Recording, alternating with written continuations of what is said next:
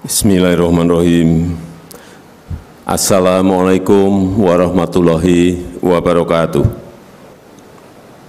Selamat pagi, salam sejahtera bagi kita semua. Om Swastiastu, Namo Buddhaya, salam kebajikan. Yang saya hormati Ketua dan Pimpinan Lembaga-Lembaga Negara yang hadir, para Duta Besar negara-negara sahabat, Gubernur Bank Indonesia, beserta para Menteri Kabinet Indonesia Maju, Gubernur DKI Jakarta, Direktur Utama BNI, Chairman B Universe, Bapak Ibu sekalian, hadirin dan undangan yang berbahagia. Dunia sekarang ini makin tidak jelas. Tantangan yang kita hadapi juga tidak semakin berkurang tetapi semakin bertambah. Perubahan iklim yang dulunya kita anggap sesuatu yang masih absurd, tetapi sekarang sudah nyata. Kekeringan, Super El Nino betul-betul kita rasakan, dan produksi beras turun hampir di semua negara. 22 negara mengerem, menstop, tidak ekspor berasnya lagi. Inilah kondisi-kondisi yang dulunya tidak pernah kita hitung tetapi muncul. Kemudian juga pelemahan ekonomi global yang kita tunggu katanya tahun depan akan naik, tahun depan akan naik, ternyata juga belum. Kebijakan kenaikan suku bunga yang tinggi dan dalam waktu yang lama oleh Amerika Serikat juga semakin merumitkan, utamanya negara-negara yang berkembang. Capital outflow semuanya lari balik ke Amerika Serikat, semakin juga merumitkan kita semuanya. Dan perang yang satu, Ukraina, belum jelas berakhirnya kapan. Muncul lagi perang yang kedua, Hamas Israel. Semakin mengkhawatirkan semua negara sekarang ini.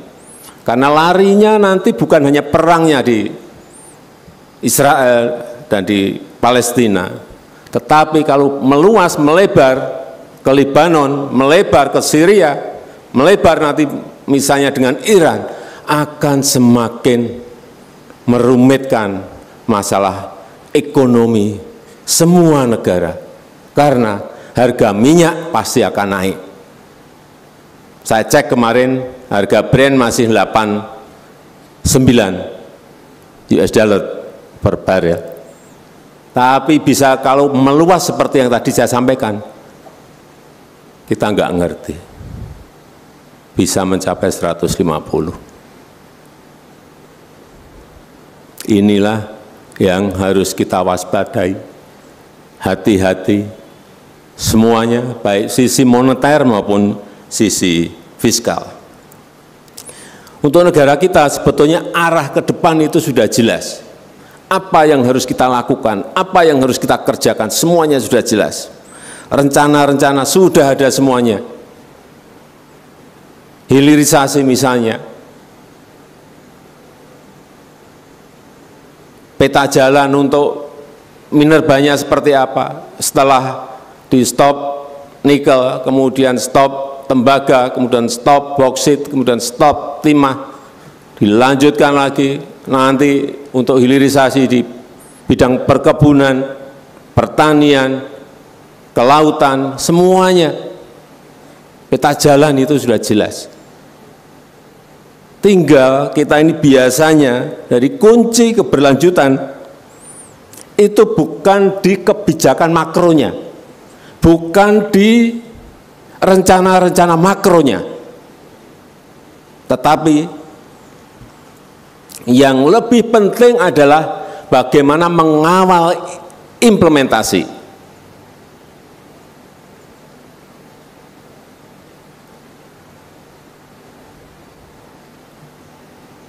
kerja detail, dicek yang detail, kerja lapangan, diawasi dan dicek di lapangan. Artinya kerja mikro itu sangat penting sekali.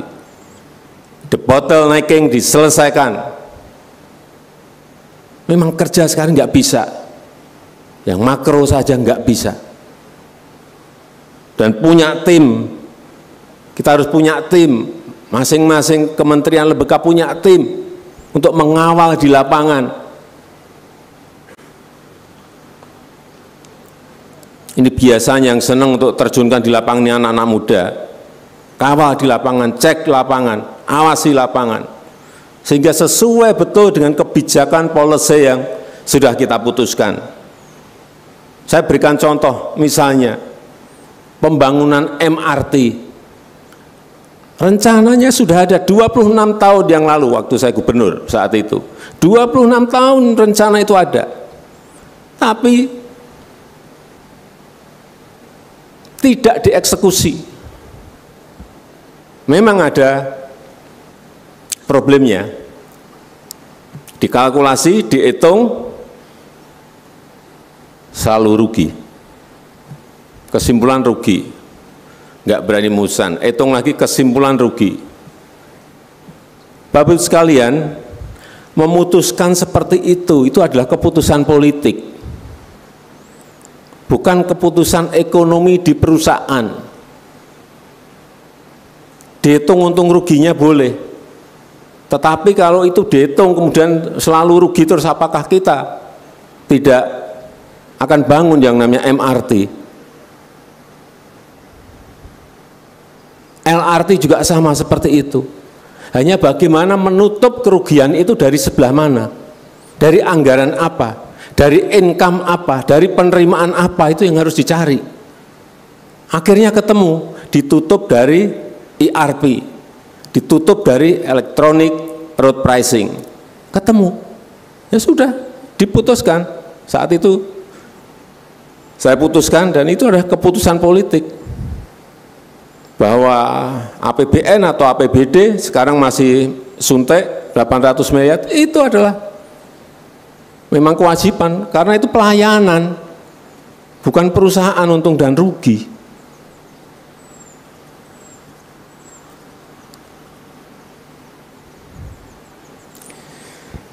Kembali, ini kok kelihatannya serius semua gitu.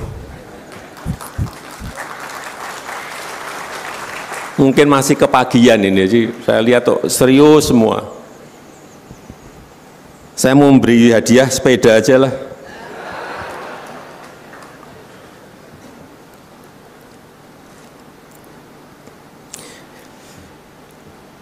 Jadi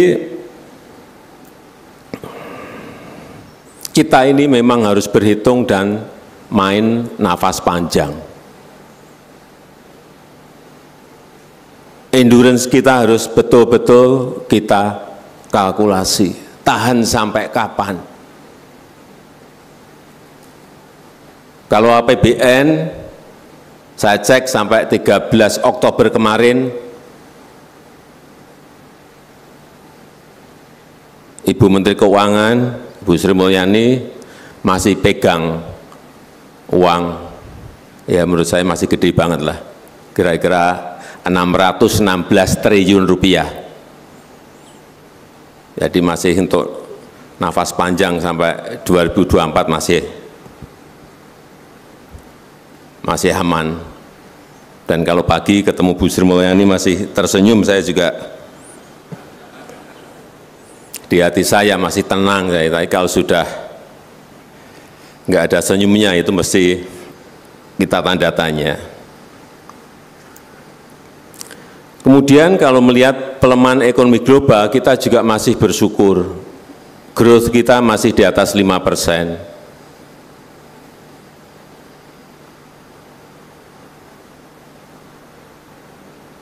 Kemudian kalau kita lihat persentase depresiasi mata uang kita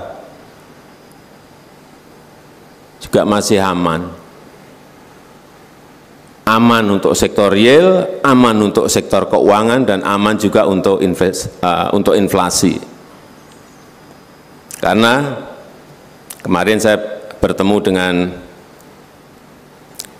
Pak Gubernur BI dan OJK, saya tanya pertumbuhan kredit di angka berapa? Menurut saya masih tumbuh baik di 8,69. Ini angka yang menurut saya angka yang cukup baik.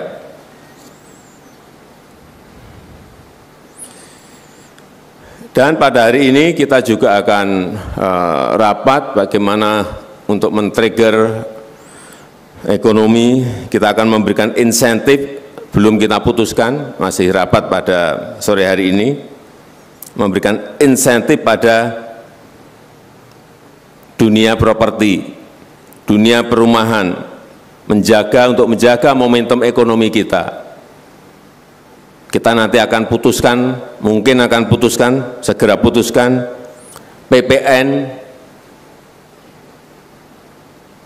akan ditanggung oleh pemerintah.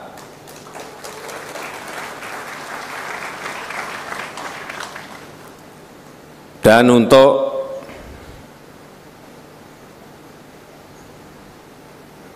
perumahan yang MBR untuk masyarakat ekonomi di bawah, ini juga akan diberikan bantuan untuk uang administrasi yang 4 juta itu ditanggung oleh pemerintah.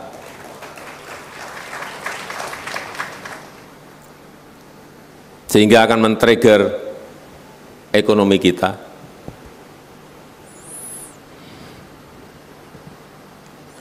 Kemudian juga kalau kita lihat, saya juga biasanya melihatnya itu di pajak.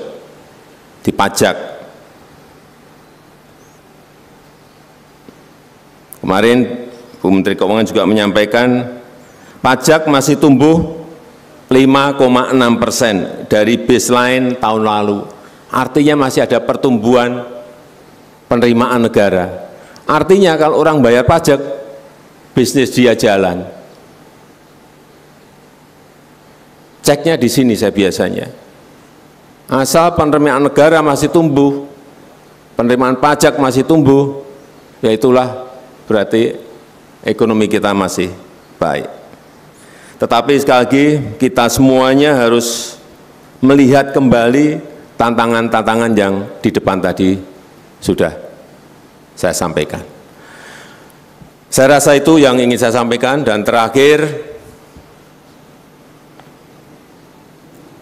supaya enggak terlalu serius, saya beri hadiah sepeda.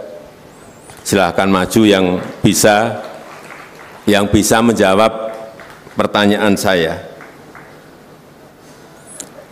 Jauh di mata, dekat di hati. Jauh di mata, dekat di hati. Jawabannya silahkan tunjuk jari. Ini yang tadi yang paling cepat. Ya, Bu.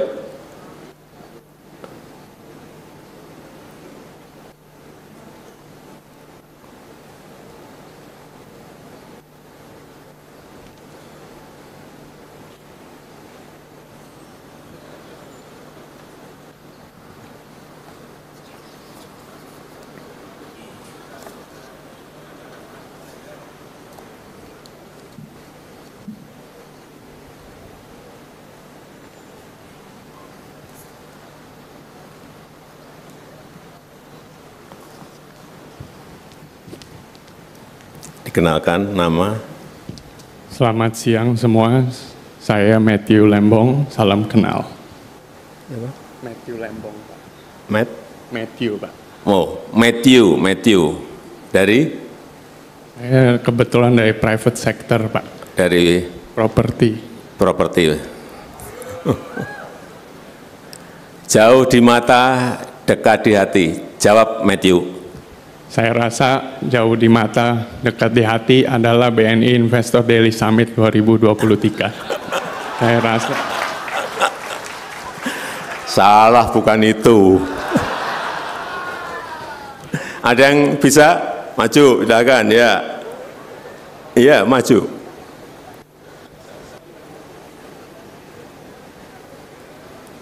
Ya benar menurut Matthew benar.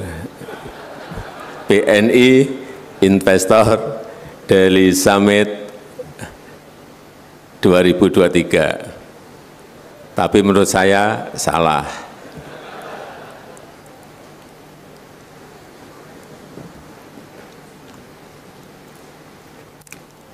Kenalkan nama. Perkenalkan, nama saya Zulfakar, Pak. Zulfakar. Zulfakar. Mas Zul, langsung jawab. Jauh di mata, dekat di hati. Jawabannya adalah empedu, Pak.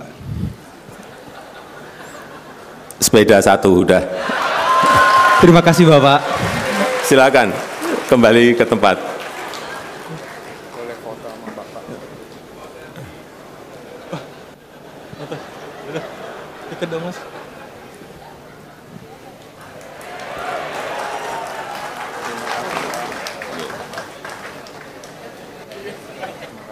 Sama-sama. Ya. Ya. Sepedanya diambil di istana.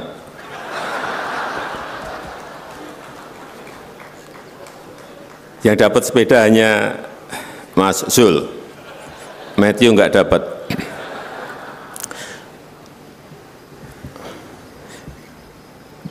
Terakhir, dengan mengucap Bismillahirrahmanirrahim, pada pagi hari ini secara resmi saya buka BNI Investors Daily Summit tahun 2023. Terima kasih. Wassalamualaikum warahmatullahi wabarakatuh.